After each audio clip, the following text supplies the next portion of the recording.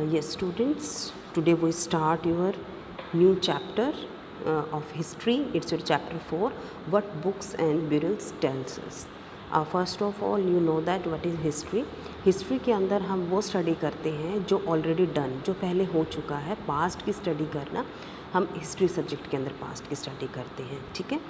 जैसे आपने early man के बारे में पढ़ा, अर्ली मैन कैसे ग्रो होता गया, कैसे उसने एग्रीकल्चर वर्क स्टार्ट किया, how can they eat food, और वो हंटिंग गैदरिंग करते थे, उसके साथ साथ फिर कैसे कैसे लाइफ सेटल होती गई. इस तरीके से हमारा जो चैप्टर 4 है ये है the books and burials tells us, कि जो हमें पास से कुछ बुक्स मिली हैं, कुछ मैन्यूस्क्रिप्ट्स मिले, कुछ इंस्क्रिप्शंस मिले और भी बहुत सारे सोर्सेज और एविडेंस मिले हैं जिनसे हम ये बता सकते हैं कि जो पास्ट में पीपल्स थे वो किस तरीके से रहते थे, क्या उनका सिविलाइजेशन था, किस तरीके की उनकी सोशल लाइफ थी. और ये जो हमारा चैप्टर्स है इसके अंदर मेनली हम आर्यंस के बारे में पढ़ेंगे. आर्यंस थे, वेदास थे, जो वैदिक लिटरेचर है हमारा, वैदिक लिटरेचर के बारे में, वेदास के बारे में, वैदिक सिविलाइजेशन. ओके, ये सारा हम इसके बारे में हम इसमें स्टडी करेंगे. Okay, now come to the page number 28H, the coming of Indo Aryans. अब who are the Indo Aryans और वो कहाँ से आए थे. The Aryans originally lived in the central Asia and the region around the Caspian Sea. जो Aryans आए थे कहाँ से आए थे, सेंट्रल एशिया से और कैस्पियन सी के आसपास से आए थे. क्यों आए थे, रीज़न क्या था. Forced by shortage of food and fodder they left their original home. वहाँ पर उनको खाने की कमी हो रही थी, फूड खुद के, और फूडर जो उनके पालतू थे, जो उनके डोमेस्टिक एनिमल्स थे, जो पैट्स थे, उनके और खुद के खाने की कमी के कारण, शॉर्टेज के चलते वो लोग वहाँ से अपने ओरिजिनल प्लेस को छोड़कर आए थे. ठीक है. Some of them went to Europe. इनमें से कुछ आर्यंस थे जो यूरोप चले गए थे, while others came to India through the passes of Hindu Kush around the 1500 BC. कुछ हिंदू कुश होते हुए, हिंदू कुश कहाँ बोला आपने, इसको मैप के अंदर आपको शो हो रहा है. जो अपने इंडिया के मैप में जो नॉर्थ पार्ट है, नॉर्थ के जो अपवर्ड साइड से आपको दिख रहा है उसको हिंदू कुश बोला जाता था पहले, जब हमारा पाकिस्तान का जो एरिया पड़ता है वहाँ से, उस रास्ते से चलते हुए 1500 BC. 1500 BC means before century before Christ, जब हमारे ये जो ईयर्स थे वो नेगेटिवली चलते थे. Those who came to India came to be known as Indo Aryans. जो आर्यंस कैप्सियन सी से, सेंट्रल एशिया से इंडिया में आए थे उनको क्या बोला गया, इंडो आर्यंस बोला गया. The Aryans first settled in Punjab. सबसे पहले आर्यंस आके कहाँ पर रहे थे, पंजाब के अंदर इन्होंने रहना शुरू किया था. The civilisation development during this age came to be known as Vedic civilisation. और उस टाइम पर जो सिविलाइजेशन स्टार्ट हुई थी अराउंड 1500 BC, तो उस सिविलाइजेशन को बोला गया था Vedic civilisation. Before we proceed to discuss the Vedic civilisation, it will be useful for us to have a some idea of its source, the Vedic literature. तो हमें वैदिक लिटरेचर के बारे में भी पता होना चाहिए. Come to the next page 29H, Vedic literature. The most important source of Vedic civilisation are the Vedas.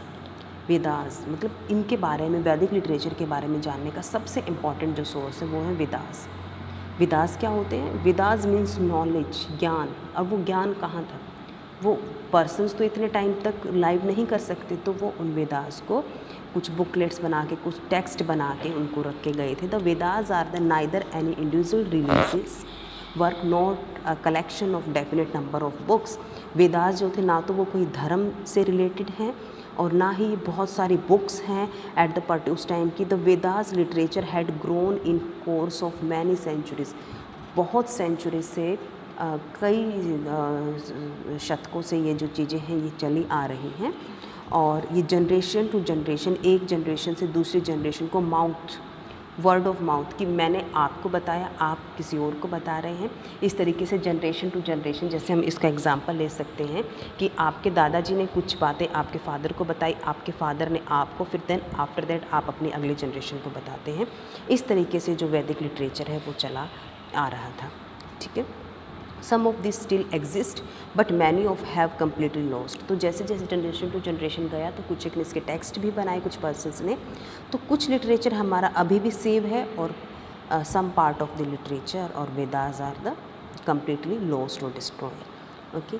अब आपका एक न्यू वर्ड्स है Vedas. The Vedas are a large body of text originating in ancient India, मतलब प्राचीन भारत जो हम एंशियंट इंडिया बोलते हैं उस टाइम के हैं। द टेक्स्ट आर कंपोज्ड इन वैदिक संस्कृत लैंग्वेज में लिखे गए थे ये, and from the oldest layer of Sanskrit, जो संस्कृत से पहले भी और बिल्कुल बेस लैंग्वेज ऑफ संस्कृत थी उसमें लिखे गए थे। Literature and the oldest sacred text of Hinduism. Okay, the Vedas, a collection of hymns, prayers, charms, litanies and sacrificial formulas, ये सारी चीज़ों का कलेक्शन किस में है? वेदास में है। मेनली हमारे कितने वेद हैं? 4 वेद्स हैं, Rigveda, Samaveda, Yajurveda and Atharvaveda. First is a Rigveda. Rigveda के अंदर बहुत सारे श्लोक्स हैं, हेम्स हैं, 128 hymns are there are the highlight the political, social, economic and religious condition of Rigvedic India. Rigvedic India की इसके अंदर सोशल, पॉलिटिकल, इकोनॉमिक सभी कंडीशंस के बारे में बताया गया है। सामवेदा, सामवेदा के अंदर सॉन्ग्स, मोस्टली इसके अंदर सॉन्ग्स का कलेक्शन है सामवेदा में। Next is a Yajurveda. It is a collection of sacrificial formulas की बलिदान देना, सेक्रीफाइस करना, बलि देना, ये सब यजुर्वेदा में। Atharvaveda, it is a collection of spells and charms. A study of Atharvaveda reveals that the passage of time, the Aryan discard the nature, worship and development the worship. इसके अंदर मेनली जो धर्म से रिलेटेड जो पूजा है, प्रार्थना है, जो चमत्कार है, इन सब से रिलेटेड जो चीज़ें थी वो अर्थवेदा में थी। The Vedas form the earliest segment of Vedic literature and the among the Vedas Rigvedas is the oldest. सबसे पुराना वेद कौन सा होगा? Oldest Vedas is the Rigveda. Rigveda is the oldest Vedas. Okay. Second is the Brahmanas. These are the prose texts which contain details about the meaning of Vedic hymns। इसके अंदर जो श्लोक लिखे गए संस्कृत में लिखे गए थे, और श्लोक्स का मीनिंग होता है कि 2 लाइन के अंदर पूरा लेसन को या बहुत बड़ी चीज़ को एक्सप्लेन कर देना।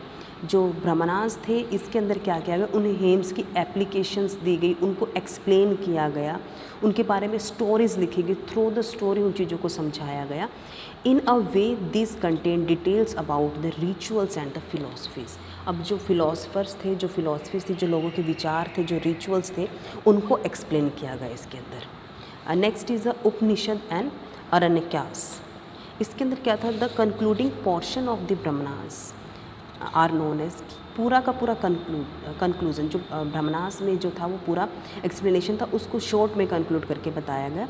दे deal with the philosophy and the mysticism, इसके बारे में भी इसमें क्लियर किया गया। The literature meaning of Upanishad. अब उपनिषद को हम पढ़ते हैं, is to sit down near someone. Upanishad के अंदर ये इसका मीनिंग होता है to sit down near someone.